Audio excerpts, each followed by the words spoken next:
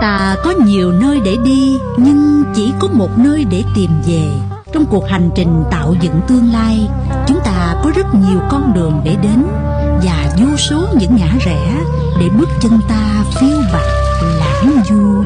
Thế nhưng sau những dặm dài mệt mỏi, ta muốn ẩn mình vào một cõi bình yên. Lúc đó chúng cố hương bỗng lấp đầy trong tâm não, và ta muốn quay về nơi đất mẹ dấu yêu, nơi có những nếp nhà khói bếp quyện chân mây, nơi sâu nặng tình làng nghĩa xóm. Và nơi đó ai ai cũng có được người đời cho danh gọi chốn quê.